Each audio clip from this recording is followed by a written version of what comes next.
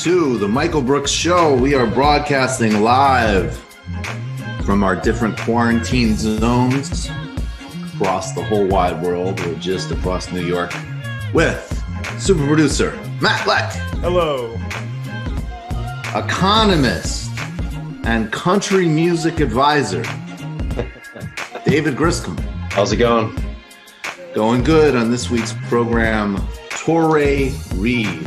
Toure F. Reed. He is author of Towards Freedom, The Case Against Race Reductionism. We're going into the history of the New Deal, A. Philip Randolph, and tackling inequality and racism from a material and systemic base. Then, Dareece Polo from Telesur. She's going to join us to talk about the Caribbean fighting to maintain its independence in a time of hyper U.S. aggression. We'll also touch on these mercenaries that have just been detained in Venezuela. What was behind that? We know that there was at least 2 U.S. operatives, 1 Canadian, and it was part of a global mercenary firm that certainly appears to have some very direct connections with the Trump administration. On the post game, we're talking about Lula's May Day message, the future of a global workers' movement, and why that is the only way towards counteracting the crisis we're in today. Modi accelerates repression in Kashmir as tensions ratchet with Pakistan. Rebel music history. We're going to also, with Joshua Kahn Russell, we're also going to talk about Michael Moore's new movie. What's right? What's wrong? What do we need to learn from? How do we have a broader ecological conversation? Ben Burgess on Joe Rogan, doing good with Dan Crenshaw, crushing it. And Ben Burgess's own run-in with a prominent YouTube asshole. We also have the gem. David, what's cooking with the gem? Oh, an update on the fight for democracy in Argentina and the devastation caused by U.S. sanctions in Iran. All of that and much, much more on this week's Michael Brooks Show. Hope everybody is safe and healthy. And we have to talk and begin with the push for a new Cold War, the systemic aggression that we're seeing channeled towards China by the Trump administration, but also by a variety of interests, think tanks, and industries that compromise the blob, the U.S. national security state. Why, after decades of a relatively stable relationship, one that has certainly seen many conflicts and differences of worldviews, has tension ratcheted up? Some people suggest that it is the unique xenophobia and aggression of Trump and elements of his administration, the Republican Party. And that's certainly true with the crude xenophobia that Trump sometimes expresses, although he also claims she is a friend at other moments, the extreme xenophobia of a Tom Cotton and Steve Bannon, who has maintained a consistency of aggression with China. He recently said on his podcast that Chinese officials will get a Nuremberg trials in Wuhan province itself. Why are we here today? And what does it have to do, going back to the Obama administration's pivot to Asia? Let's talk about a couple of different elements of this in terms of widespread changes in the global economy and China's role in it. For a very long time, there was a stable relationship built on a very simple exchange, which is that the United States would get cheap goods manufactured by cheap labor in China, brought back to the United States to fuel a consumer base that would buy its necessities from Walmart, as an example. That cheap consumer goods could keep the American consumer going, even as inequality skyrocketed and real wages were stagnant. China, in turn, could develop its own economy, but not in a way that really posed any systemic challenge to US global hegemony in a post-Cold War world. This has started to change over the last several years. In 2008, China's stimulus program was elemental to saving the world and escaping it from an even deeper impacts of the Great Recession caused by Wall Street and deregulation in 2008. China has been ramping up its own tech sector. It's now the world leader in 5G, which is the vital technology that is elemental to smart cities and other future aspects of tech. China is not an imitator and it's not a sweatshop. It's a key competitor of the Silicon Valley economy. There's also, very importantly, the global arms market. And I want to go back to a piece that was written by a great investigative journalist, Jay Cassano, in June 11th, 2018 in Sludge, where he focused on the appointment of Secretary of State for East Asian Affairs by a guy who had previously worked at a think tank called Project 2049. And I'm going to quote now from Cassano. Project 2049 Institute, a think tank that since launching in 2008 has released reports arguing for harder diplomatic approach to China and increased military sales to East Asian states with which China has geopolitical disputes. The think tank's name is from the year in which China purportedly plans to supplant the U.S. as the world's sole global superpower, 100 years after the founding of the People's Republic. And he goes on to talk about how the site lists, I'll quote again, the site lists amongst its funders several major defense contractors, such as Lockheed Martin, Northrop Grumman, as well as branches of East Asian governments and embassies, such as the Embassy of Japan and the Taiwan Ministry of Defense. And this guy, Shriver from the Institute, was pushed through by Bannon back in 2017 in East Asian affairs as part of a much more hawkish approach to China. Bannon himself had been repeatedly saying that a war with China was, in some respects, that a war with China was inevitable. We also have, let's look at some overall numbers here in terms of global arms. Global arms and military sales have been up. In 2018, global arms sales topped off at over $240 billion. American companies accounted for 59% of total arms sales in 2018. And of course, the big players in this game were Lockheed Martin, Boeing, Northrop Grumman, and Raytheon. But there's more competition in that market. While sales are up, there's much more competition in the marketplace before. And American manufacturers are worried about China's growth. In 2019, Chinese defense companies skyrocketed on the global stage. Out of the top 15 highest performing defense companies in 2019, 6 are from China. Chinese weapons are becoming more advanced in recent years. China's undercutting highly priced American weapons manufacturers, and it's no longer the case that the US and Western Europe have a monopoly on the weapons market. The Trump administration has been a boon for the US defense industry. His recent defense budget was $738 billion. The lines between the defense industry and government are, of course, to put it politely, fuzzy. Take US Secretary of Defense Mark Esper.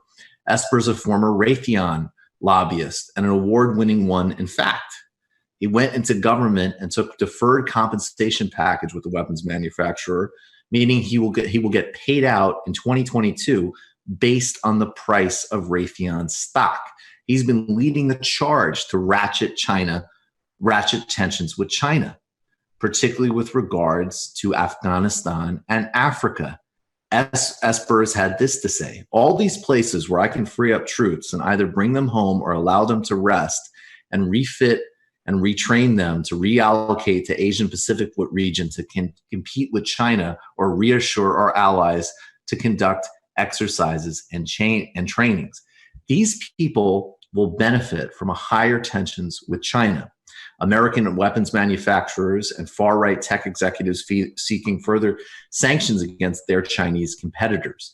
The biggest losers will be the working class and China in the United States. So we have to get real about who is spurring these warmongering tendencies. There's also a new report, and we'll get into this more next week, by Eli Clifton in the Responsible Statecraft blog for the Quincy Institute, where he talks about the connection between Robert Mercer, who's of course one of Donald Trump's biggest donors, and the Epoch Times. Epoch Times, I have no doubt you've seen their YouTube ads. You may have even had a newspaper delivered for free to your house. Well, the Epoch Times is connected to the Falun Gong, a spiritual group that was based out of China, has been hounded by the Chinese government, and for the last couple of decades has made its goal to destroy the Chinese Communist Party. They are connected to the Mercers and to other aggressive interests seeking to undermine the Chinese government and to spur an aggressive, hawkish approach to China. As I've said many times, there's a variety of things to discuss in a very complicated relationship and a profoundly complicated civilization and country. But we have to look at the very clear material drivers behind this enhanced aggression, which of course is only accelerating post-corona.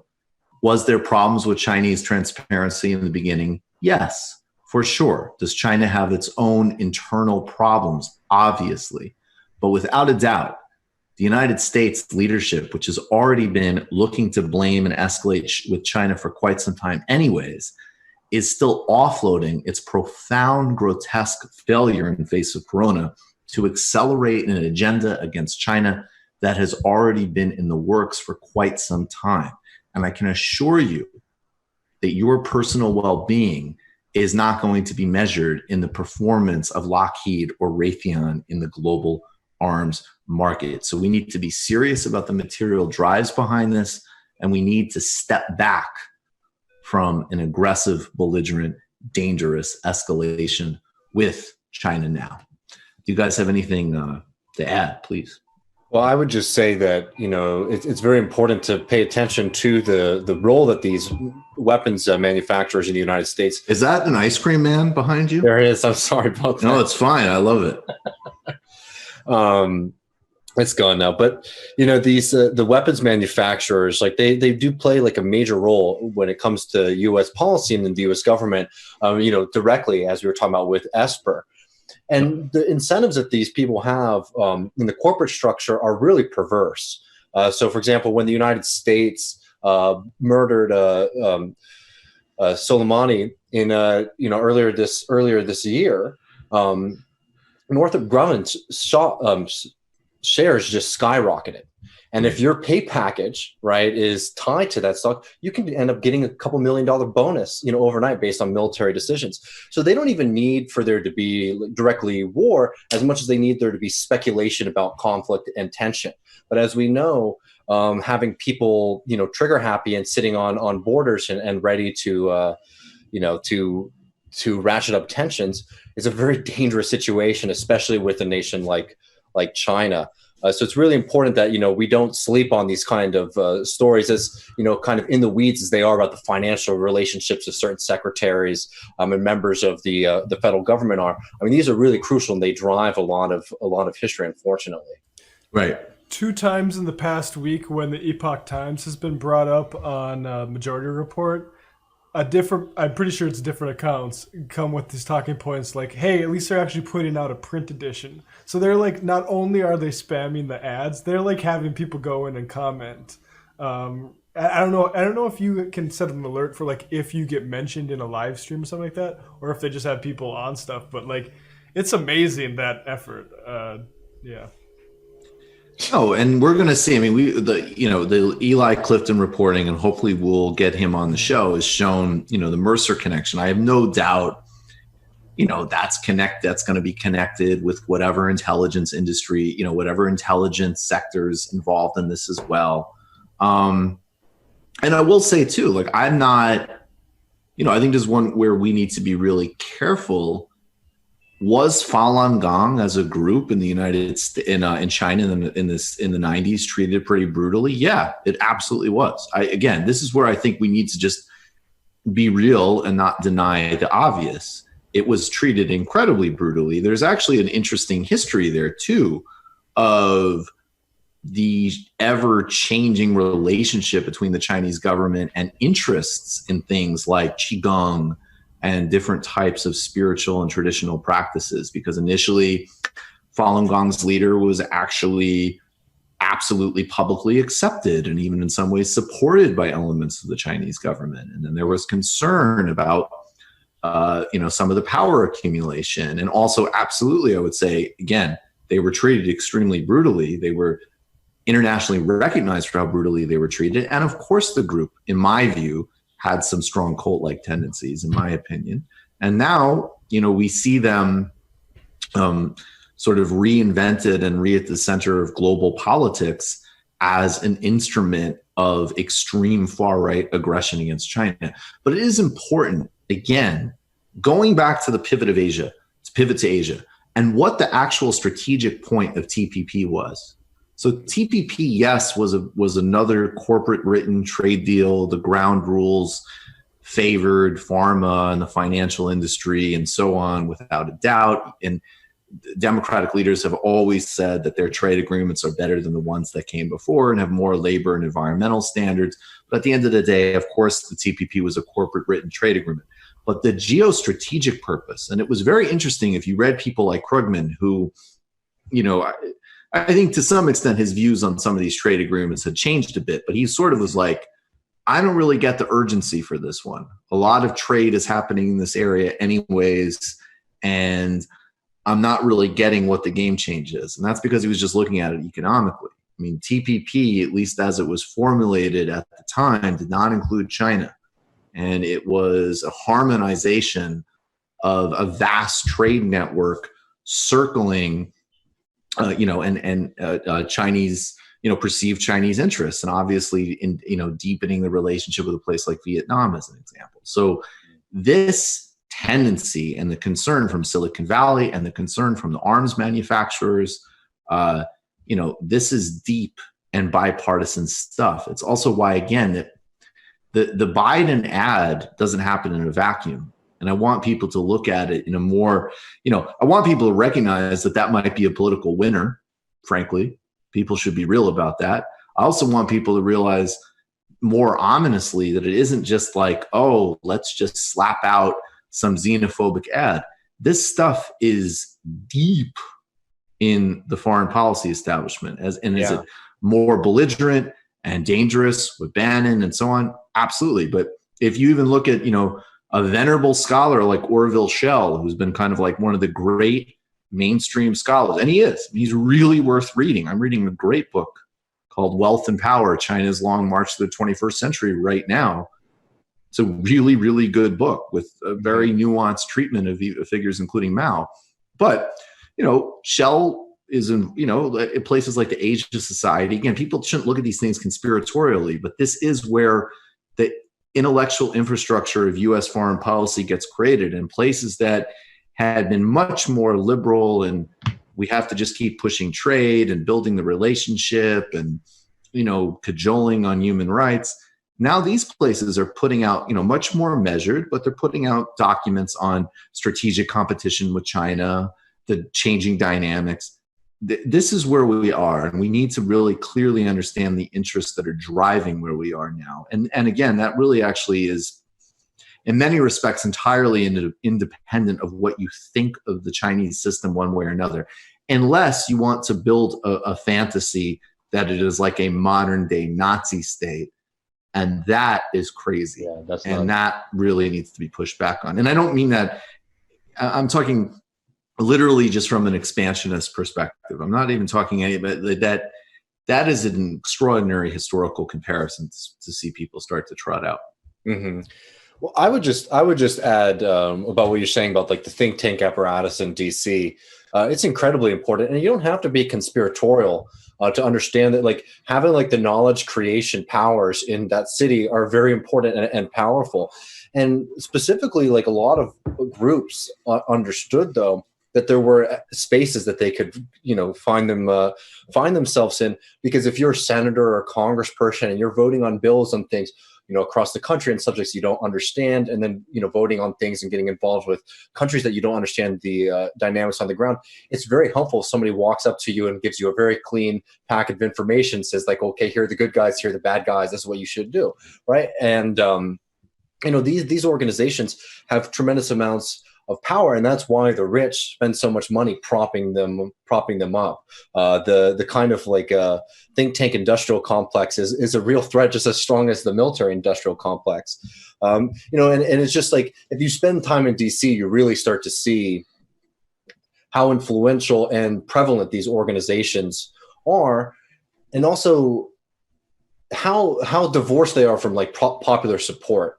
It's really easy if you just have the money and you have the office and you can pay for a few people to be spokespersons for organization. You can make it seem like you have a constituency in another country, right?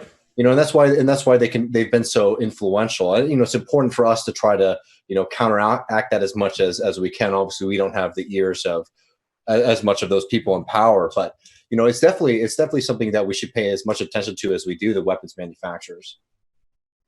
It's a Gramscian view right there. Yeah. All right, let's do a quick pitch about why you need to become a patron.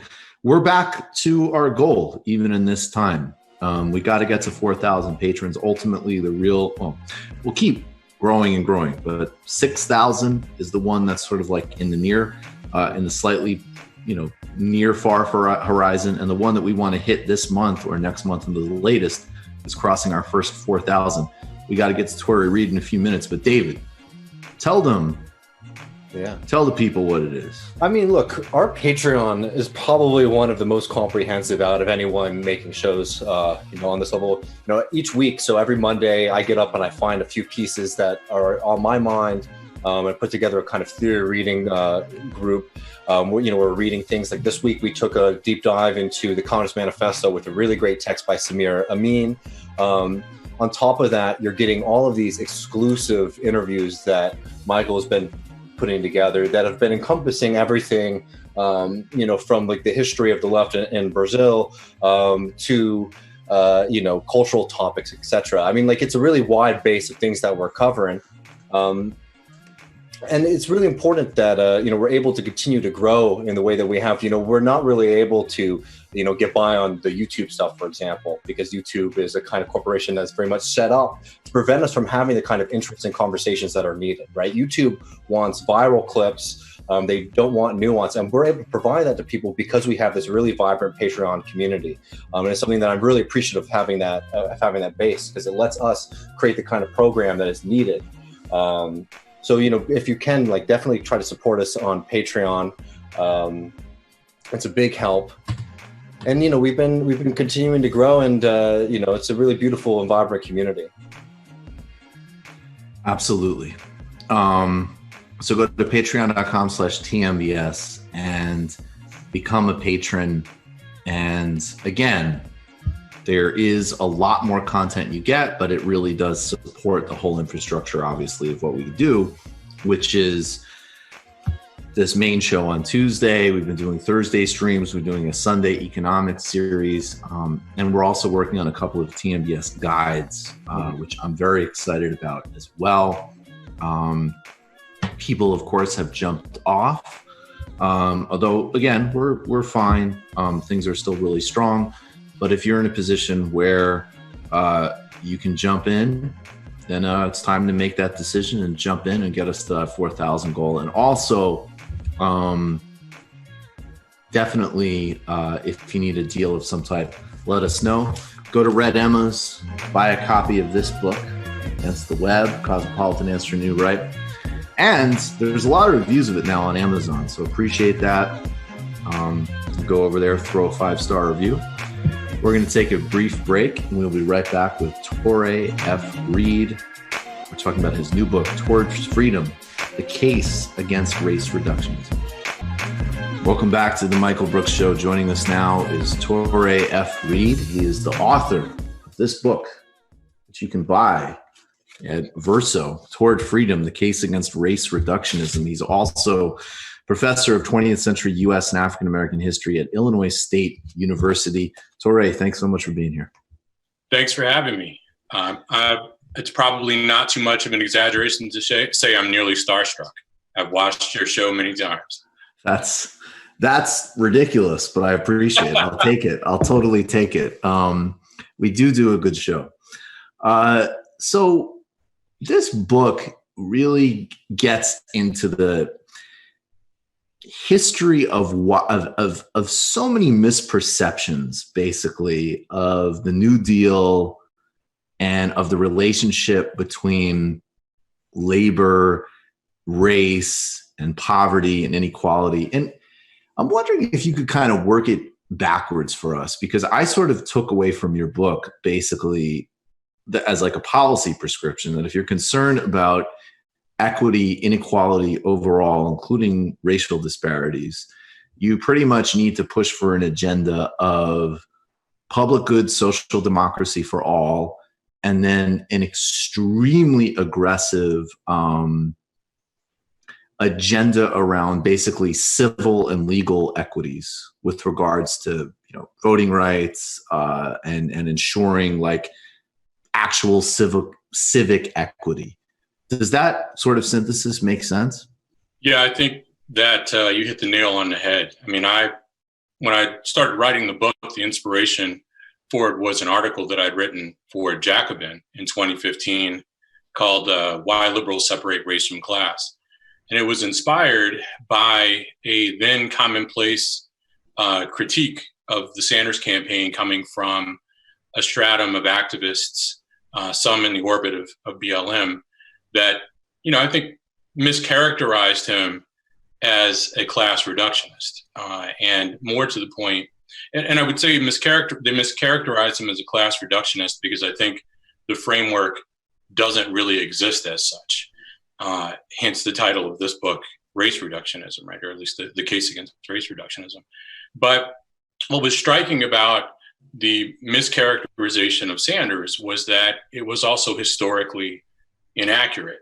Sanders was allegedly, the latest iteration in a long history of liberal class reductionists who had ignored racism and instead focused on class issues. And as people like Ta-Nehisi Coates, let's say, argued that the tendency of liberals to focus, going back to the Johnson administration, on class at the expense of race was allegedly responsible for lingering disparities. And what struck me as, for me, obviously problematic about that is it was essentially a declaration of up is down, right? Because for all intent and purpose, there's no doubting or denying the fact that liberal social policy in the post-war era had failed to redress disparities. It mitigated them, right? But it failed to redress disparities. But the problem wasn't that liberals had tended to focus on class at the expense of race. The problem was that liberals had tended to uncouple racial disparities from the political economic processes that generated them. And so this issue that we were confronted with today did in fact have long legs, right? It does go back to the post-war era, except the diagnosis was an inversion, right? The diagnosis was wrong. Even if we could agree on the conclusion, how we got to that conclusion was about 180 degrees wrong, the characterization of the arc.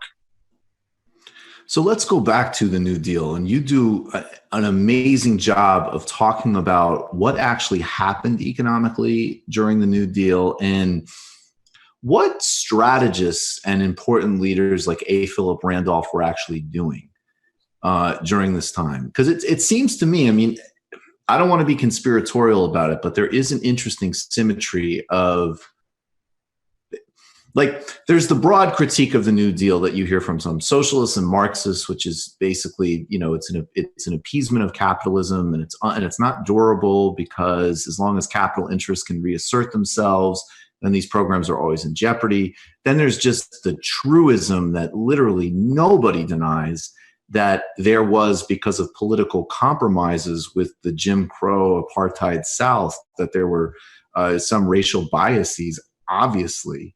But then there's this sort of interesting, the right has been going to work on saying the New Deal didn't really do anything for everybody. Did we lose you? Okay. The New Deal didn't do anything for anybody. It was just World War II war spending.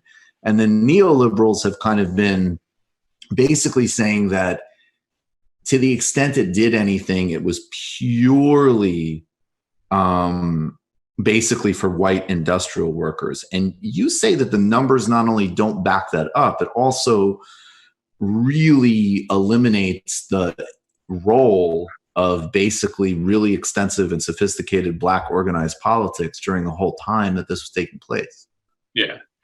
Now I missed part of the setup because my. Oh, sorry. I didn't realize how much I missed you. Okay. But I think I probably have the gist. So where I'd lost you, I think, was the point about the contention that the New Deal really just mitigated capitalism, and I think maybe didn't really do enough for working people or something like that. Yeah, that one's maybe less relevant, but kind of the idea from the right and to the sort of right attack that it actually didn't really accomplish anything. That's the sort of these counter histories that it wasn't really it didn't take people out of the Great Depression. That was World War II, and then the sort of liberal story that the New Deal was basically only a product of social democracy for white people, that there wasn't anything that reached a broader section of Americans. So with respect to the first point, that the neoliberal characterization of the New Deal and the claim that World War II is really what did it, right? What ended the Great Depression. There's a way that's just crazy.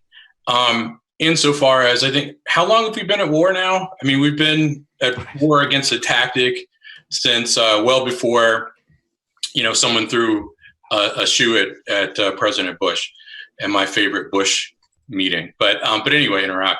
But we've been at war for quite a long time now, and I can't see great dividends for the masses of American people. The New Deal absolutely ended the Great Depression. World War II absolutely ended the Great Depression. The New Deal mitigated it, but the World War II certainly ended the Great Depression. But it ended the Great Depression because World War II was the New Deal on steroids, right? I mean, it wasn't that the act of war itself, it was the munitions production, expansion of munitions production that wasn't just paid for by the federal government by way of, or didn't just create stimulus, but the federal government actually subsidized the training of workers.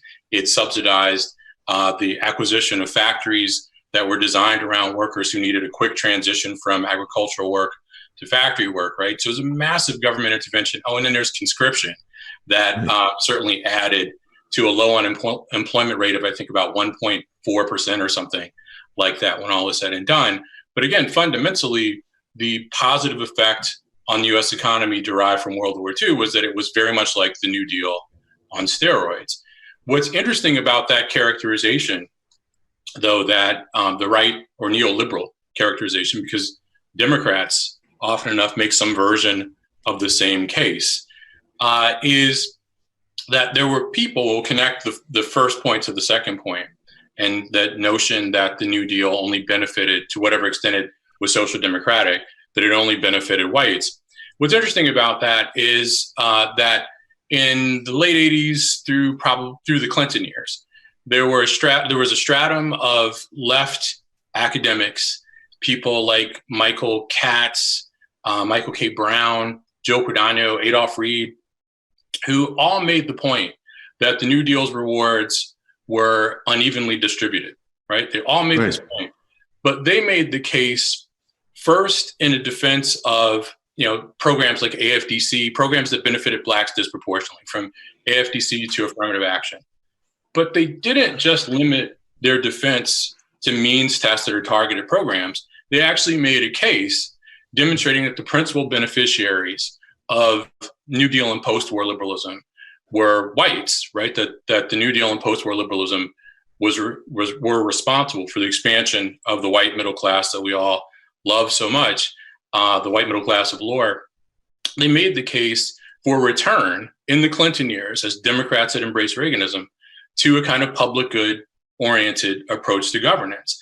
And somewhere in the last 15 or 20 years, that critique of New Deal liberalism, a left critique that wasn't anti-statist, but called for a return to kind of social democratic orientation, that critique has morphed into this right critique.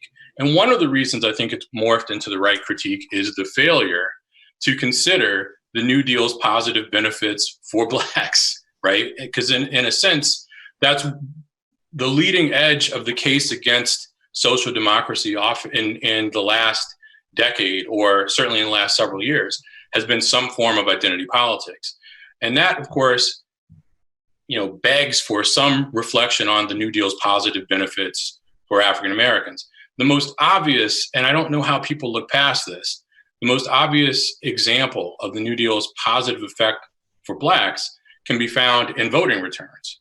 That Blacks had voted Republican pretty consistently since they got the vote, right, following the Civil War, all the way through 1932 in national elections, right? And in 32, Hoover got captured more than 70% of the Black vote. But 4 years later, Roosevelt would capture more than 70% of the Black vote. And of course, the reason for this is that Blacks actually did benefit from New Deal policies. They benefited from direct relief programs. They benefited from work relief programs. In some instances, they benefited from those programs, not the Civilian Conservation Corps, but for most of the other programs that I've at least waved at. Blacks benefited in many instances to a degree that was greater than their share of the general population, but not equal to their needs, because certainly there was discrimination in these programs. More to the point, though, New Deal industrial democracy really expanded the rights discourse. And the rights discourse of this era made it possible for working people to protest injustice. And it just so happens that the majority of Blacks were working people, and Blacks imbibed, the rights orientation of the New Deal, which was, group rights rather than individual rights. But nevertheless, Blacks imbibed this and had begun to protest in the North, in particular, for fair play.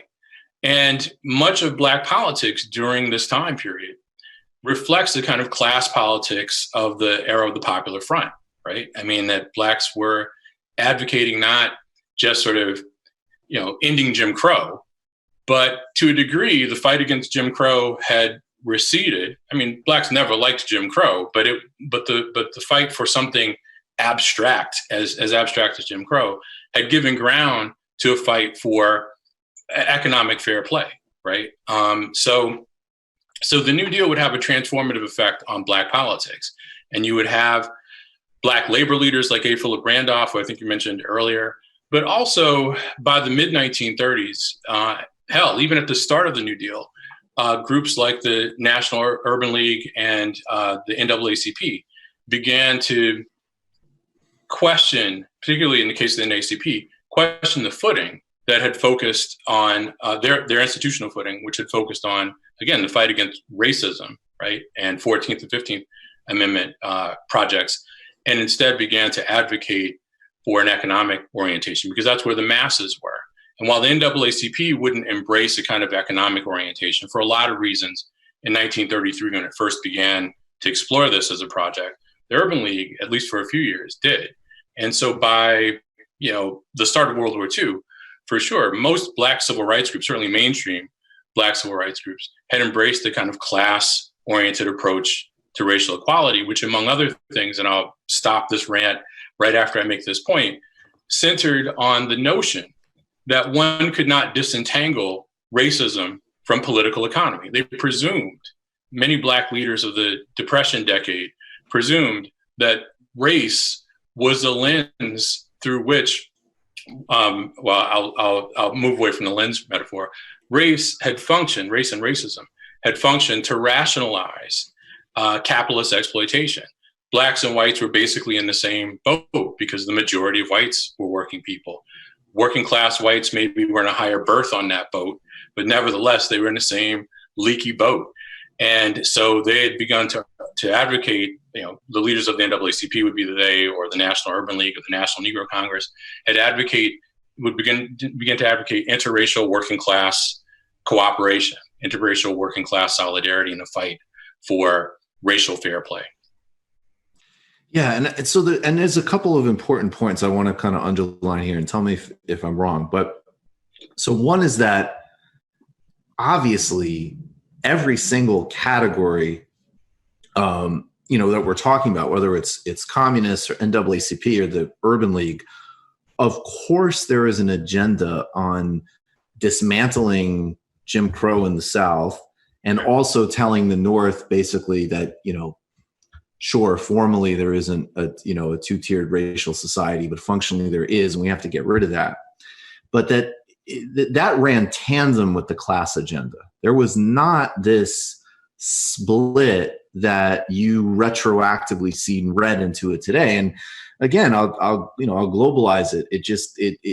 I spent a lot of time reading about South Africa, and you go and you look at the ANC's Freedom Charter, and the demand for public ownership and labor rights is in the same writing on full equal rights for all citizens, as well as the capacity of each different group to exercise some degree of cultural autonomy. So that, it always comes full circle, I guess, back to that some type of public good social democratic framework and a fundamental commitment to eliminate all categories of legal and political race-based or any other based hierarchy is a synchronized effort. Because even just independently of morals, you can't have a mass-based labor movement at the end of the day if it is divided by an apartheid state.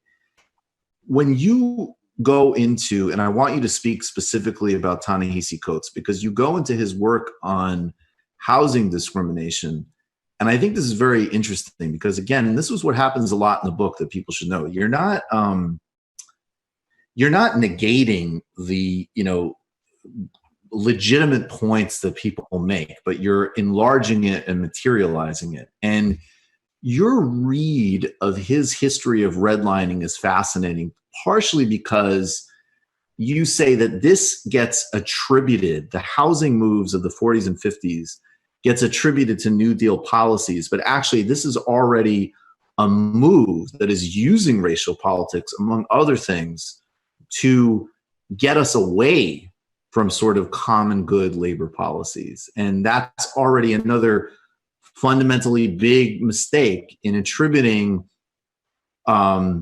this racial policy to a New Deal failure, when in fact, this is already a maneuver against labor and the New Deal. Am I reading that right? Yeah, no, what you have during the New Deal is a kind of two-line struggle for models of the appropriate model of government stewardship of the overall economy. And you have the more progressive sort of regulatory state model. And then you've got the compensatory state model. And the regulatory state model, which is sometimes known as structural stagnationism, something, secular stagnationists, the secular stagnationists, presumed that in order for a mature capitalist economy, government had to play a part in the proper functioning of the economy vis-a-vis the citizenry, right? Because growth had basically plateaued. The compensatory state model, by contrast, calls for essentially economic stimulus, right? So it's a less interventionist approach and is about stimulating growth. And by extension, something on the spectrum of trickle down. And what happens with housing policy is kind of twofold. First, while there's no question that FHA redlining policy is a clear expression and probably the best of expression of institutional racism, right? There's no question about that. There's no question that disadvantaged Blacks in a lot of ways that, interestingly enough, the most significant of them Coates looks past. But there's no question about that. But first and foremost, the bad guy there certainly is in part the federal government, but it's also the real estate and banking industries, which drafted FHA mortgage policy, right? And they drafted FHA mortgage policies to reflect what they had been doing before there was anything known as the New Deal. So that's our first issue. And I say this because so many people take the New Deal and FHA mortgage policies, redlining policy, as illustrative of the problems with government intervention. What's our alternative? The private sector? The private sector drafted these, right? And the point of the New Deal was to write a listing capitalist economy. And this is one of the problems, right? FHA mortgage policy is one of the problems with having an approach to governance that's about writing a system that, requires the exploitation of people, right? And racially tiered housing markets were a way to make more money, basically. So that's our first issue. The other issue, though, is that housing policy, and I think you touched upon this, in the post-war era reflected the conservative struggle within, this tension within the New Deal between the compensatory and the regulatory state model. And for all intent and purpose, the push for homeownership rather than more public housing, the push for homeownership was part and parcel of a growth agenda that's, again, about stimulating, doing what's good for business. And this is why it made sense to have business draft those housing policies. The interesting thing about Coates' discussion of the legacy of FHA mortgage policy is it's actually a more conservative take on how people like Michael Katz or Michael K. Brown or Adolph Reed or Joe Quidano had talked about the problem with FHA policy. Because for Coates, the problem with FHA policy is that it prevented Blacks from accumulating wealth and passing wealth transgenerationally. For leftists, going back to the 80s, 90s, the problem with FHA mortgage policy wasn't so much that it prevented Blacks from accumulating wealth, but that was a facet of it. The big problem was that as the function of cities changed, as factories began to leave the central cities and move to the suburbs, and then eventually the hinterlands, and often enough, in moving to the suburbs, they moved near communities that were zoned in a way that limited the supply of multifamily units, apartments. Whites had an easier time of moving to the suburbs to follow those jobs often enough because they, of course, could benefit from FHA mortgage policy. Blacks, by contrast, because FHA mortgage policy was clearly an example of institutional racism, Blacks, of course, had much greater difficulty following those jobs. And as that process of urban deindustrialization continues on in the 50s and 60s, what happens is Blacks are concentrated in cities that have lost their economic base. This gets you what some people would call concentrated poverty, and the rest is history.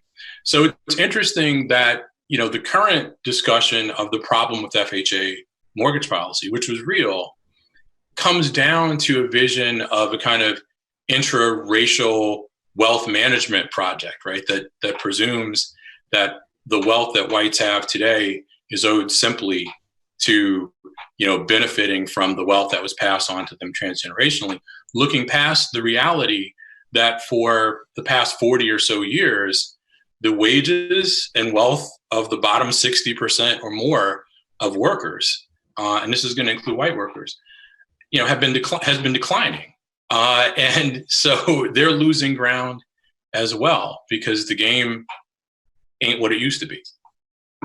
So what you have is a situation, and maybe next the kind of big phase before we could try to weave some things together here, because I think the Moynihan report is really important in this. This is one of the most interesting reads of the Moynihan report I've ever seen. But that this dynamic of, and again, you do a very good job of specifying the distinction between social and cultural attitudes of racism and formal legal discrimination as legal and political, again, literal discrimination, as conflated with conversations about poverty and deindustrialization, which are connected but not the same thing. And then you start to really unravel it, and you sort of show that there is very much, and I guess it makes sense if from the perspective of our politics, but some people would find it counterintuitive, that that basically the same people in the 80s and 90s say that were, lecturing poor Black people, or Barack Obama certainly did plenty of that as well, which you could talk about. And people who were very focused and would be rejected now because it's just, embarrassing stuff of, cultures of poverty and the specific reasons, like why is it that the inner city has all of these problems? Well, obviously it's not because of macroeconomic policy. It's because, LL Cool J is not cultivating a work ethic through the records or whatever other just mega nonsense of blaming the poor and coming up with these racialized narratives. But then that conversely, the move now, though, of mystifying it, that no, it can't just be that every single human being in the country needs healthcare, that every single person needs a high-paying union job, that every single person needs public good in the forms of universities and libraries and so on, and that if you systemically weed out that you basically starve all of those things over the last several decades, that it's going to have serious consequences on deindustrialized areas, that no, it needs to be something more mystical or specific than that. And so that in a way, the sort of racist blame the poor and blame culture of poverty stuff. And then on the other hand, no, none of this can be addressed by real policy interventions because it exists as a metaphysical force outside of political and material history. They actually start to meet at a kind of just cultural nexus where you can argue, but certainly nothing can actually happen.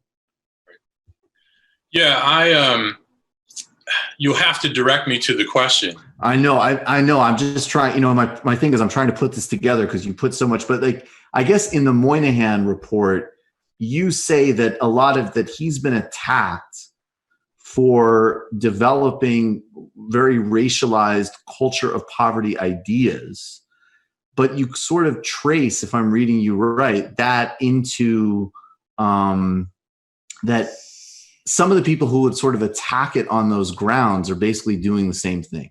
Yeah. In their own work. Well, I'm sorry. Did I cut you off? No, don't go. Okay. There's a tendency to discuss the Moynihan report, really in terms of his sexism, which is definitely worth discussing, right? I mean, he certainly embraced some vision of patriarchy. There's a tendency, I think, to criticize the Moynihan report for its insensitivity. And, maybe the language of the Moynihan report is kind of creepy. And maybe the language in some of his other subsequent essays is kind of creepy. But it's worse than that. One of the points that I make about Moynihan is that he is an ethnic pluralist. And fundamentally what that means, if one knows what ethnic pluralism is, and one may not, but if one knows what that meant in the 1960s, is that Moynihan was, I think, reasonably understood as a racist in the true sense of the word. There's no question that Moynihan had the best interest of Black people at heart as he saw it. It's the as he saw it that's the star of the show, though, right? Because again, he clearly meant well, I think, and there's no doubt in my mind about the sincerity of his commitment to doing right by Black people. But while he did reference the value of jobs, that was a kind of fleeting reference. Value of jobs to redressing the crisis of the Black family and Black poverty as well. Instead, what he was most interested in was, as a good ethnic pluralist would be, buttressing the institutions of social control, the family, and cultural tutelage for poor Blacks. What he wasn't so interested in was examining the material sources of poverty. He took the commercial Keynesian model of growth politics as a given. And again, he absolutely in the 1960s and later discussed the value of jobs. But for the hardcore unemployed, for the Black underclass, as they would eventually be known, he wasn't convinced that jobs alone would satisfy the problems that were or would redress the problems that were afflicting, central cities. Instead, sending Black men to Vietnam might have been in order where they would learn to be, well, he didn't say send them to Vietnam, but he did say send them to the military.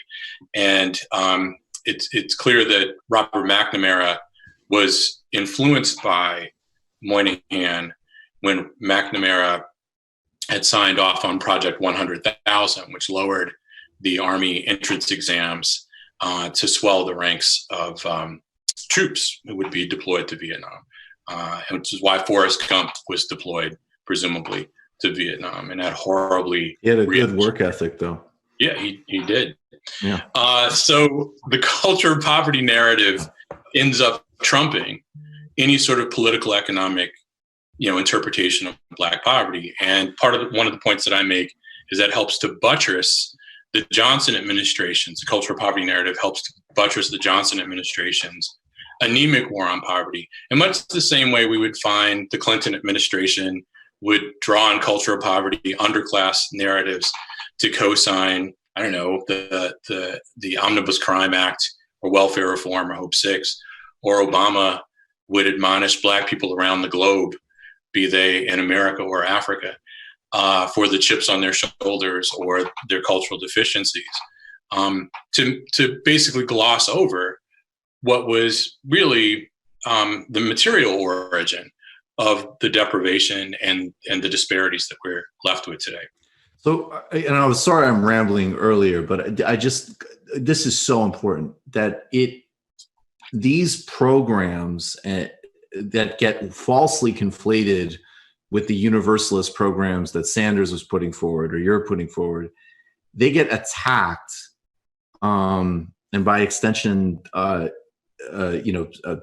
Sanders, but they get attacked for not focusing specifically enough on the supposed specific problems of Black poverty. And your point is that actually going back to Moynihan and back to Johnson, that sort of faulty shift from the overall changes in the economy, that already was starting to happen. And that was the sort of origin point of basically what would end up, because even comparing Johnson to Clinton, let's have some gradation here. Johnson, it's totally anemic, insufficient, and paternalistic. But by the time you get to Clinton, this rhetoric of an underclass that needs to be morally developed is just being used to warehouse people in prisons and completely gut the welfare state in a way that, in the best of economic circumstances, just sort of herds people into, the new temp sector or no jobs at all. Yeah, no. And I like Johnson, partly because I was born in the 70s. I would probably feel a little differently if I were my dad's age, let's say. I think so. That said, I now, in retrospect, thanks to you, feel bad about that comparison, but of Johnson and Clinton. But yeah, the part of the point that I'm making is that Moynihan specifically was invested in something that we would call today structural racism. The Johnson administration was invested in something that we would call structural racism. That came in two forms. For at least the Johnson administration, the investment came in two basic forms. Programs that centered on cultural tutelage for the hardcore unemployed who, parens Black, hardcore Black unemployed, and of course, anti-discrimination policies. But what those policies, and I would say the anti-discrimination policies were very important, right? The anti-discrimination policies, the Civil Rights Act of 1964 opens employment opportunities to Black white-collar professionals, but even a stratum of Black blue-collar workers, right? You get an explosion by the 70s anyway, in the number of Black police officers and the number of Black firemen, and I bet there's an increase in the number of Black electricians and carpenters as well, right? So it did certainly open opportunities for a stratum of employed or gainfully employed Black Americans. In the long arc, though, anti-discrimination policy would in many ways be more beneficial to Black white-collar professionals and of course, white female white-collar professionals. Can't forget them. Insofar as the economy continued to move away from blue-collar manufacturing to white-collar service, right? So we've got that. The cultural tutelage piece, though, is often, is worth considering because it offers a window onto the conservatism of the anti-poverty, agenda of that era. Because once again, along with the emphasis on anti-discrimination policy, the cultural tutelage piece is a kind of targeted initiative or a set of targeted initiatives. Like Job Corps is going to be part of that, right? And Vista is going to be a part of this. Community action programs are going to be a part of that. And again, that focus on race, and that's what this is. It's a focus on race and it's a focus on racism that we get out of the Johnson administration and subsequent liberal administrations will have some benefits. The anti-discrimination policies will have benefits. I should have also stressed that the Civil Rights Act of 1968 opens up home ownership to Blacks, right? So that's super important. I wouldn't be a homeowner, nor would my parents have been homeowners were it not for it. So great. But nevertheless, there is a structural shift that's taking place in the U.S. economy that goes back to the 1950s, that these policies that focus on race, abstracted from political economy, they are intended to redress disparities, but casting a blind eye to the disproportionate impact of deindustrialization on Blacks, these policies prove to be inadequate. And you're right, and I'm glad you stressed this point, that many progressives even, certainly Democrats and a host of cultural nationalists, conflate these targeted programs that we get out of the Johnson administration with universal programs. The New Deal was problematic. There's no question that the New Deal was inadequate. There's no question that Blacks did not share equally in the benefits of the New Deal with whites. The problem with the New Deal was that its universal programs weren't actually universal because they did often enough, administered from the state and local level, they did often enough, they were hobbled by discrimination, right, and administration. And in the case of the FHA, it was built in. But that's not a case against universal programs. That's a case against universal programs that aren't actually universal. And the Johnson administration eschewed universal programs in favor of targeted programs. And the New Deal policies and the war on poverty policies are conflated, right? So, and as I'm reading you, I mean, Adolph Reed and Baird Rustin are basically saying the whole time, we need to completely get rid of the legal barriers to full equity in this country, have, and things like affirmative action, which you also point out was initially very economically framed and then kind of it turns into a very different discourse. But that, you need to say there's no legal discrimination in any area of life, period. And then as an extension and connected to that, universal programs need to be universal for everybody. And that is and that's a very clear trajectory. And then there's this other culturalist discourse, which either manifests itself most toxically and viciously on the right. We're going to lecture people. We're going to demonize the poor. We're going to come up with all sorts of essentialist racist narratives to justify economic disparity and all the other forms of abuse. Or we might come up with a narrative that is on its face seems much more provocative and radical and deeper, but is kind of doing the same thing because it's just saying, we can't necessarily sit down here and really think about the economics of it. We just have to kind of reflect on like the deep metaphysical curse of America. Right. And then, where does that leave us? Right. And it's creepy, right? I mean, I think that's calling it creepy is an understatement.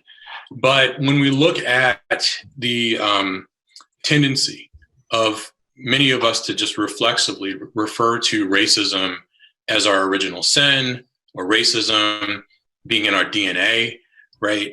Hillary Clinton had described racism as being in our DNA going back. It's in my producer's DNA, not mine. Just to be right? clear. Stay muted. Don't deny it. I'm just kidding. Go ahead. If we tease out that metaphor, well, how do you fix that, right? You're stuck with original sin. You're stuck with your DNA that just kind of is what it is.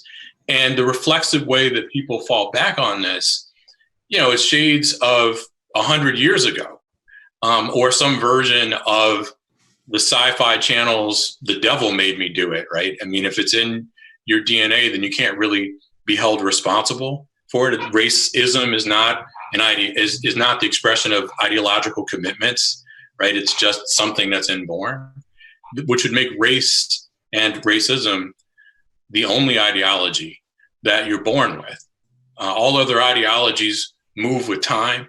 All other cultural expressions of those ideologies move with time, right? And can go away. But when we talk about racism, again, as an original sin or DNA, then that implies that we're stuck with it forever. And if the problems of disparities are about racism that we're stuck with forever, then there's no way to actually fix that. Do you think, basically the last couple minutes for you to riff, is headway being made? One of the things that I got from reading your book, among many, was just what a travesty it is that people don't know who A. Philip Randolph is, or even that someone like Bayard Rustin, who we can criticize his relationship to Israel or whatever. But I've read so many books where it's like he's the foil. Yeah, it's like, okay, there's this guy Bayard Rustin. He did some interesting organizing, and now he's out here to debate the dynamic young radicals. But then you would read it as if he was the one coming out on TV and saying, guys, don't be mean. Let's all just get along, versus saying what he was actually saying, which is, again, we need to have a serious social democracy in America and get rid of discrimination. And what sounds radical is you're just trying to kind of do, Irish brokerage politics, and that's not going to work. That's a very interesting presentation. I had certainly not gotten that impression of him. How important are just getting these historical examples back into the center of people's understanding of these various struggles and historical moments? I think it's extremely important. I was attracted to history as a field as a kid, partly because I'm an academics kid. And while my dad's a political scientist, he's in the sliver of political science that overlaps history. And when he and I would go on long road trips to New Orleans from Atlanta, or from Atlanta to New Haven, Connecticut, and I grew up between New Haven, Atlanta, and to much lesser extent New Orleans, we would talk about history often enough in contemporary politics. So I had a kind of reflexive interest in history, but I understood history as interesting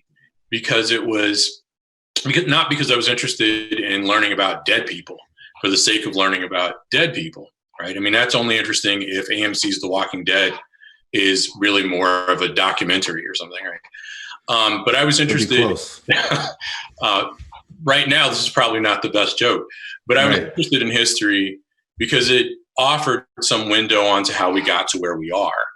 And I think that it's extremely important to look for the origins, whatever they may be, of the good and bad of our moment, right? I think history is really critically important for a properly functioning democracy, partly because I think a lot of Americans presume that as we move forward in time, things necessarily get better, right? The word progress has this connotation there. We're not just progressing forward in time, but we're actually progressing and becoming better with time. And that's obviously not necessarily true. The only thing you can count on as you move forward each year is that you need to buy a new calendar. In some ways, we're better off. In other ways, I think we've lost a lot of ground. And even in some of the ways that we're better off, this is the work that hegemony does, that the racial sensibilities and gender sensibilities are in many ways better today than they were when I was a kid in the 70s, insofar as I think probably more people the Trump presidency notwithstanding, more people understand inclusivity as a good thing. Where I think we can see the work that hegemony is doing in our understandings of inclusivity, though, is that inclusivity, as many of us mean it today, is actually kind of racist or kind of sexist. It bears the imprint of the return of scientific racism going back, a quarter of a century, insofar as inclusivity centers often enough on the presumption that a single Black person can function as the representative of 40-something million Black people in America, or a single woman, whatever her race, would function as the representative of the millions of women in the United States. And how that's not racist or sexist is beyond me. I believe in diversity wholeheartedly, actually. But what diversity has come to mean over the last 25 or 30 years reflects the influence of the conservatism of the moment, right? Because it's reductionist and deprives racial, ethnic groups and the two sexes, right, or the sexes. It deprives them, variation, right, because it treats them all as sort of monoliths unto themselves, and a kind of warped pluralism that's akin to ethnic pluralism. And so, even again, some of the ways that we've progressed reflect the conservatism of the moment. The positive thing, though, because none of that sounds any good, but there are some rays of hope. And for me, and I suspect you and a lot of your listeners, the resonance that the Sanders campaigns had, both failed. Nevertheless, the resonance of his calls for a return to kind of public good oriented government, or approach to governance, had with so many voters, not just Democratic voters, but actually voters who voted for Trump as well, right? It really is cause for optimism. Frankly, in 2016, as disappointed as I was in the primary outcome, and certainly disappointed in the outcome of the general, I also walked away feeling optimistic, actually, because, again, I'm going to beat this dead horse. The fact that so many people were moved by a call for a return to a public good approach to governance stunned me. I hadn't anticipated that a campaign could bring enthusiasm for something that isn't taught in history classes. It's taught in history classes in college, right? And there's a huge disconnect between how U.S. history courses are taught in college versus how U.S. history courses are taught in most public high schools. But nevertheless, most people, if you're a kinesiology major or a communications major, let's say, and they're great majors unto themselves, or nursing major, also another great major, and you only take one required U.S. history course in your 4 years of college, there's a really good possibility that you would have gone through 4 years of high school and 4 years of college and have no idea that what Bernie Sanders was calling for in 2016 or 2020 was basically kind of commonsensical and far off exotic America in the 1940s, right? And wasn't crazy in the 1950s or 1960s. Let's go for a full democracy and not a Benetton ad. Toure Reed, this is a great book, Toward Freedom, The Case Against Race Reductionism. I really, really appreciate your time, man. Thank you very much. Thanks so much. All right, guys, let's take a brief break. Toure, will you hold on 1 second? Yeah, sure. Okay, yeah, let's take a brief break.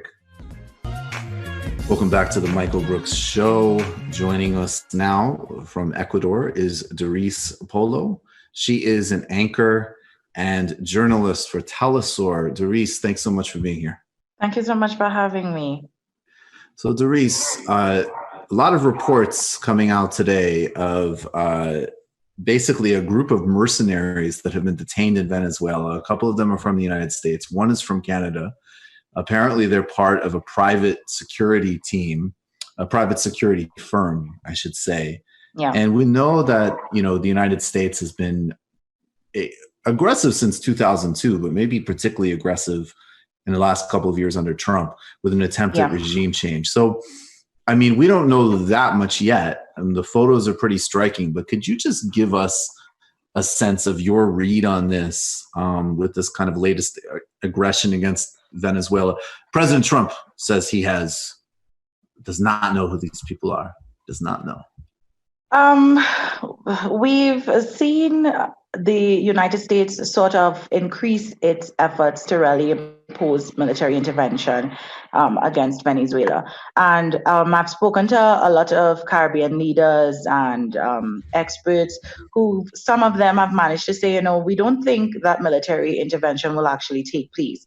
But most recently, the United States sent warships and troops, or announced that, near Venezuela, supposedly to end the narcotics trade, because they were claiming that drugs were coming from Venezuela to the United States, when really the United States DEA itself has mentioned that Colombia and other nations, Latin American nations, that has nothing to do with Venezuela at all, are the main perpetrators.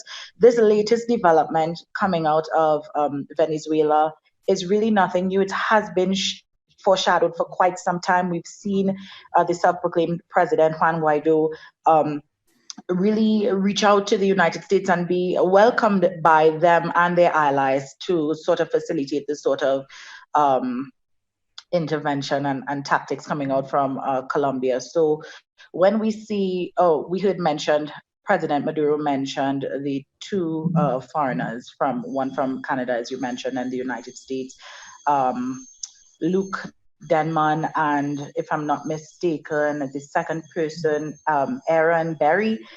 They both were held, captured, and a couple of other persons were killed in the attack. It really goes to show that military intervention is real, and this COVID-19 pandemic is serving as a sort of cloak to allow the United States to do what it really wants to do, which is to oust President Maduro, the legitimate president of Venezuela, and instate someone who they feel they will be able to benefit from, with Guaido being there, getting access to their oil and gas reserves, not to mention their gold. So it's really nothing that I'm surprised of. Yeah, supposedly this mercenary firm also has interests or does security around rare minerals as well. Yeah, and we saw Jordan Goudreau speak about training mercenaries in Colombia, and that video came out I think sometime on Sunday or last week.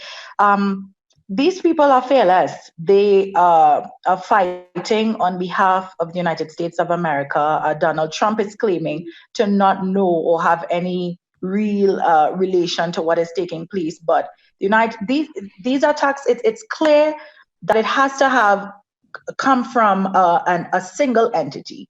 They are coordinated attacks. This is something that we've heard the audio with Juan Guaido speaking to Jordan. We are not too sure about the particular details of the contract, but we do know that he was able to secure $211 million through PDVSA and its subsidiary Citgo, which was money basically stolen, because once the assets were frozen by the United States government, they allowed Guaido to access that money and basically hire people to assassinate President Maduro. So I expect that we will be seeing more of this. I actually just read from our company group chat that there was an attack on the electrical system just after this. So these developments are going to continue happening. But of course, we do have faith in the Venezuelan military. They've been doing a tremendous job at protecting the legitimate president thus far. Yeah, and they haven't been compromised, which is, there's a lot of feedback on that. Moving forward, you talked about the presence in Venezuela relative to what we've just seen and the broader threats on Venezuela. But another thing that's been happening that we've been covering on this show and reporting and relying on your reporting in Telesur has been the United States actually basically intervening in the Caribbean to steal essentially or redirect, whatever diplomatic way you want to put it, COVID testing kits, ventilators, other essentials related to this health crisis that have been going to countries across the Caribbean. I mean, at first, I think the first country was Barbados that was reported, but now it's implicated in Jamaica and elsewhere. Can you talk about the range of what's happening in terms of, I mean, basically U.S. piracy with regards to COVID equipment and the Caribbean? Yeah, it's pretty sad to see what is taking place, because it essentially is a death sentence. Because Barbados was the first country. It actually started when the United States president signed this Defense Production Act on April 3rd. He signed that. And then by April 6th, 3 days later, we heard Barbados announce that 20 ventilators that were actually donated, not purchased, but were donated to the country to assist in the fight against COVID-19. Those ventilators were blocked from leaving, and they were seized. Shortly after, we heard from the Cayman Islands, that was like about 50,000 medical equipment, including masks, that were stopped. Later, we heard Jamaica being very reluctant, I would say, to mention that the United States had done this, because in the parliament, the Minister of Health, Dr. Christopher Tufton, when he was speaking, he announced, he said, a particular country, is what he said, prevented certain equipment from reaching the country. And when the opposition questioned him as to which particular country, he mentioned, it's the United States. And when he said that, they asked him, are you afraid? Why didn't you mention that it was the United States from onset? He said, no, I'm not afraid. The Bahamas was also another country that was affected. And then the latest country to publicly speak about it, and I say publicly because I believe a lot of these other nations who feel dependent on the United States for assistance that may actually never come, a little bit less vocal about what is taking place. But Trinidad and Tobago, our Minister of Health, Terence Dialsing, mentioned that 4,000 testing kits were stopped from reaching the country from Abbott Technologies. The challenge with that particular one was that the government was preparing to set up a medical lab in the south of the country to assist the people who live there, rather than have them go north or along the east-west corridor to get testing. It's particularly a dire situation because we've heard the World Health Organization mention numerous times, Dr. Tedros Ghebreyesus mentioned that testing is very important in treating and really defeating this virus, or at least controlling it. You need to be able to test, detect, isolate, treat the people who may have come into contact with this virus. If you are stopping countries from accessing much needed medical equipment and supplies, it means that you are condemning people to death, because a lot of people can die from contracting this virus without even knowing that they would have had it. And that's because of the United States really looking inwardly. And it's not even really doing a good job at that, because we've seen the country have the most cases, the coronavirus cases, and as well as deaths. So you really have to question, what is this benefiting the United States at this point in time?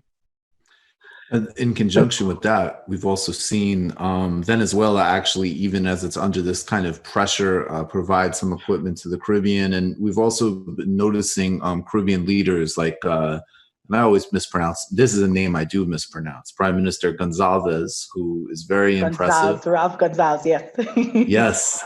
And Mia Motley from Barbados and others. I mean, that across a variety of areas, including trying to push back an invasion or intervention in Venezuela, which would, among other things, be a disaster for the Caribbean, or a place like certainly Trinidad with its proximity, by taking the support of the Cuban doctors and being in solidarity with Cuba, as there's another push from the United States against Cuba, but also more generally trying to, as obviously a very small bloc in the shadow of the United States, maintain some autonomy and sovereignty, basically.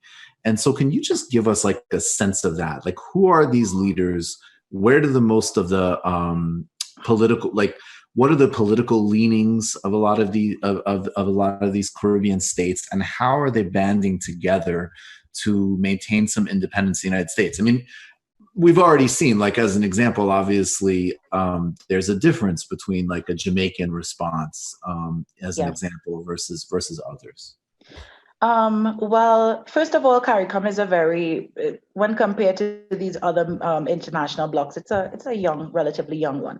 What we've seen with the advent of Mia Mottley to the chairmanship is that they are trying to have a united approach to treating with issues affecting the region. Mia Mottley is really very impressive with the way she's uniting the region. There is definitely a sort of camaraderie that you see between herself, Prime Minister Dr. Keith Rowley out of Trinidad and Tobago, Grenada's Prime Minister Dr. Keith Mitchell, St. Lucia's Prime Minister Alan Chastanet, Ralph Gonsalves out of St. Vincent and the Grenadines. I don't know if I mentioned Antigua and Barbados Gaston Brown, but he as well. I would say it's a 15-member bloc. But I would say that these 5 individuals are the most fearless in terms of denouncing and condemning intervention and calling for the Caribbean region to remain a zone of peace. Whereas you see countries like Jamaica, for example, which not only has taken a sort of hands-off approach, but has also sort of acted and participated in the U.S. efforts against Venezuela, because we've seen Mike Pompeo announce that he was going to have a meeting in Jamaica. And that meeting was not to actually extend an invitation to all CARICOM leaders or members, but rather to just have the people who of the same belief, opinion, as it relates to Venezuela and other issues affecting the region. And so he went there, and kudos to Prime Minister Mia Mottley, the CARICOM chair, because she refused to go. And then her refusal was also something that was supported by Prime Minister Dr. Keith Rowley and others. They sent out statements, supporting her for her leadership and her position, in saying that was a very disrespectful move by the U.S. government. Of course, the U.S. government backtracked and said, it was never meant to be a disrespectful gesture, but of course it was. We also see Dr. Hubert Minnis coming out of the Bahamas. He is someone who's also very supportive of the United States. And it's very interesting to see that in spite of this so-called alliance or allegiance to these countries, and especially the United States, these very said Caribbean nations are finding themselves facing the same effects as the others who are choosing to be independent and acknowledge that, listen, this is a region, this is a zone of peace. And not only that, but we have a right to decide on how we choose to govern our own affairs. Trinidad and Tobago and a lot of Caribbean countries have become collateral damage because of these US sanctions. There was a Dragon gas deal that was signed between the National Gas Company of Trinidad and Tobago, Venezuela's PDVSA, and Royal Dutch Shell. They were supposed to explore that gas field together, and it was supposed to generate jobs for both nations because it kind of straddles between both countries. Unfortunately, the US sanctions caused our Prime Minister, Dr. Keith Rowley, in February to announce that the arrangement could no longer continue. And in fact, more so now, Trinidad and Tobago is on its own threat, I would say, because the opposition has written to the US ambassador in Trinidad and Tobago, calling for an investigation into reports that oil that was sold to Aruba was eventually delivered to Venezuela. The US government officials mentioned that Trinidad and Tobago was opening up itself to sanctions for whatever they are alleging, whereas the government has responded and said, not only was it that they only sold the gas to Aruba, but that they have no responsibility, legal or otherwise, to police where and how gas gets to any other territory once it is sold and their part of the contract was fulfilled. And when you ask about independence, you get a sense that if the opposition ends up in power. Elections in Trinidad and Tobago are constitutionally due by September 7th. You would definitely see Trinidad and Tobago now have a different position on Venezuela and affairs affecting Cuba, etc., based on which political party ascends to the leadership. And so we know Guyana had elections on March 2nd. There's a political deadlock at this point in time. CARICOM sent 3 members observers, a part of a mission to really look over that the recount, which is supposed to take 25 days, 10 polling stations. If APNU AFC, which is the current ruling party, they sort of have a position where they and Venezuela have a little tiff because they have their own issues with gas and whatnot. If we see the PPPC, which is the opposition, actually become victorious in these polls, we'll definitely see Guyana, for example, take a different approach and more so support Venezuela. That's what I expect to see. So that's how it sort of goes with these Caribbean nations in terms of independence and really supporting sovereignty, because that's really what it is. It's not necessarily supporting Venezuela's Maduro. It's really just saying this is a sovereign country and they are the people that are responsible for dealing with their own internal affairs. No other country should have any say on what takes place in Venezuela except Venezuela and Venezuelans. Dareece, thank you so much. Dareece Polo, she's an anchor journalist for Telesur English. I would definitely watch Telesur as a very, very important to understand that viewpoint for looking at the world, particularly in Latin America and the Caribbean. Dareece, thank you so much. I hope you come on again. I will, once you invite me. Thank you so much. You got it. Thank you. All right, bye-bye. Bye-bye. Okay, guys. David. Yeah. Actually, why don't we take, actually, no, we can go. Are you ready? I can go, but we can take a second. No, it's fine. Go. Let's do the gem. Yeah. And David, you had told me that you wanted to mount a defense of Milton Friedman.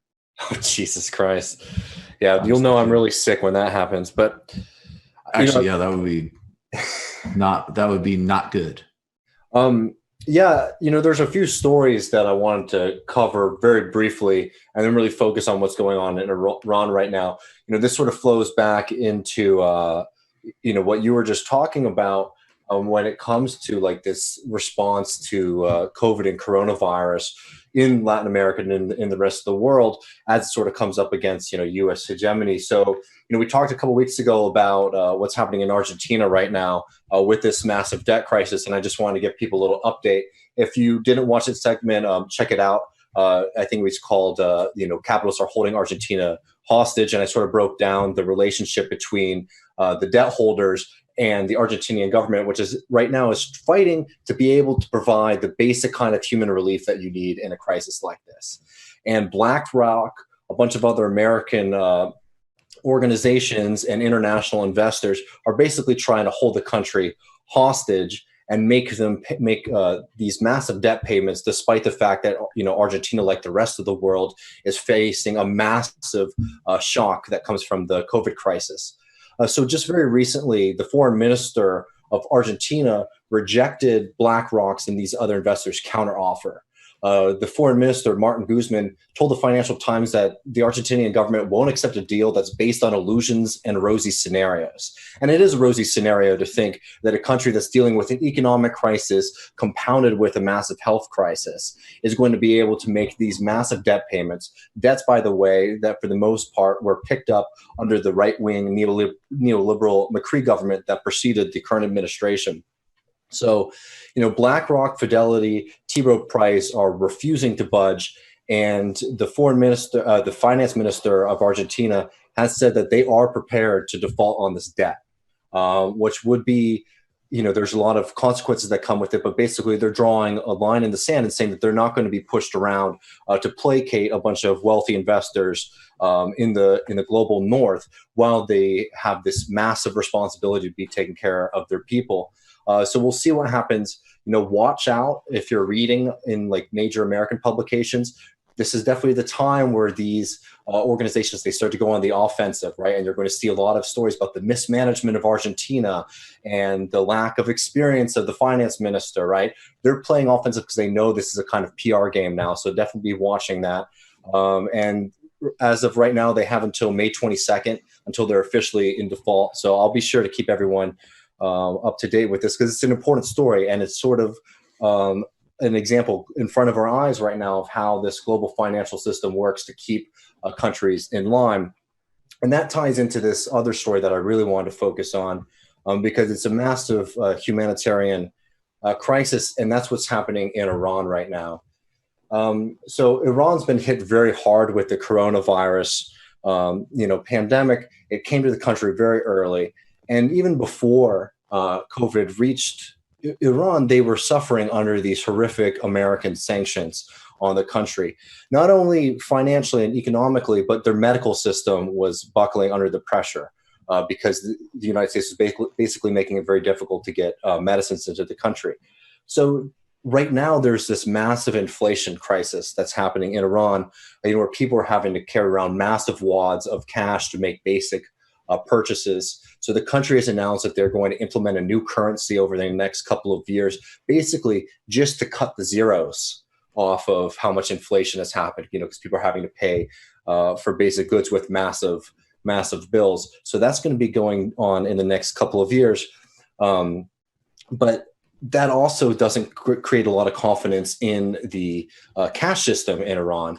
So there's been a massive increase in inflation in a country that's already hitting, suffering under the U.S. sanctions, the oil collapse in prices, and obviously too this coronavirus pandemic. So I just wanted to talk about how specifically the U.S. sanctions have made this crisis so bad, because the crisis was already really bad in Iran before because of the U.S. sanctions. But when we're talking about a moment right now where the government needs to be able to take extraordinary action to protect people, and you're operating in such a strange environment, right, where you're having, telling people to stay at home, not go into work, right, you need to be able to provide basic services.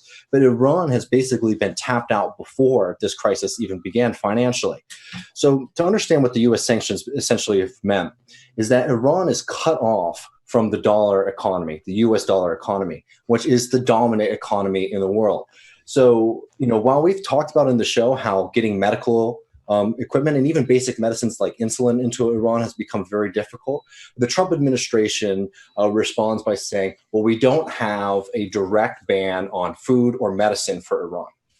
But the way that the sanctions work, the exemptions that are made on the U.S. sanctions for medicine and for food are only $500,000, right? And for a country of 78 million people, that is a very, very small bar, right? On top of it, because there is so much scrutiny over transactions that come out of Iran, most companies just aren't willing to do business with them, even if it's technically legal, because they have to deal with so much red tape. And, this is like a kind of trivial example, but if you have, the luxury of, being able to eat Persian food or Iranian food around you, and you might have Venmo'd your friend for, Iranian food, like Venmo will stop your transaction if you put Iranian food in the tagline. Right. I mean, it's all over the board, how strict these how strict that these sanctions have become. So, there was already a crisis getting medical equipment into Iran before the crisis. And now for getting things like specialty equipment, like ventilators, it's nearly impossible. So EU countries have tried to move around this, but because it's such a complicated workaround, it's estimated that they've only really been able to get around $400,000 in aid to a country, again, of 78 million. And because the United States has this stranglehold over the IMF and the international finance system, Iran can't really go to the global market for loans, to fund basic programs in the country. So the second part of this story is, one, there's been this coronavirus crisis that's devastated the economy, and it has a massive human toll when it comes to lives lost and lives devastated by this medical crisis. Now we have a country that's, is almost economically almost in complete shambles. And just recently they've reopened the country, not really by choice, but because they can't provide funding for people to survive, right? They have like, it's not like the right-wing Republican argument. It's literally like the government can't give people money because the government doesn't have the money to give to people, right? And, you know, I'm sure that like there's a lot of criticism to be made of like the Iranian government. But we have to understand that, like, just on a functional level, that this government can't operate in a way that a normal sovereign government would be able to operate in a situation like this, because there's been such a stranglehold on their economy. So, look, there's a real threat that there's going to be another massive second wave of coronavirus in the country. And they, you know, the first wave was, you know, disaster and was devastating. And the second wave could be much worse. To just give you like an understanding of how serious the crisis has been, the Iranian government has gone on a flash sale of its assets. So just recently, they sold 10% of the shares of their state-run holding company, just trying to garner a little bit of income. It's unbelievable on a human level that the United States has not lifted the sanctions. That they've maintained this cruel and callous sanctions regime on a country in a time where we really should have the world coming together. Now, obviously, the United States has failed by that measure across the board when you're talking about them snagging, you know, ventilators from other countries. But, you know, I mean, it's something that we need to be aware of, because the inflation has gotten so bad in the country. They're basically telling people to buy in as many assets as possible, because, you know, if you hold money in your bank account, it just might be worthless the next day, as much as they're trying to push back against it. Look, the coronavirus is something that, you know, requires a human solidarity. And as long as we live in a system of American imperialism, that just seems like it's a bar that, you know, it's a hurdle that's too high to jump. So, you know, completely, like, we need to have solidarity with Iran and being vocal and pushing this story to people, because obviously there's so much going on in the world that it's hard to garner the support and the attention to this. But this is another human-made crisis, and in Iran, and this is a human-made crisis that is driven by American, you know, hatred and imperialism, and it's our responsibility to do as much as we can to fight it and to squash it. Yeah, absolutely. So, you know, no, that's a very important one to track closely. Is there a problem with the sound? You're just getting a little feedback, but yeah, this has been the week of the tech problems. I don't know why, because you were cutting out for me too. Oh, no. So we'll figure it out, though. It is time to go to the post game, anyways. Great work as always, David. Yeah. Fantastic guests, Touré and Dareece. Of course, great work from Matt as always too, obviously. Folks, 4,000 patrons. Let's do it. Go to patreon.com/TMBS. Before we wrap up, hit the like button. And we have a ton of stuff to get to in the post game. So join us for it. Patreon.com/TMBS. See you guys soon.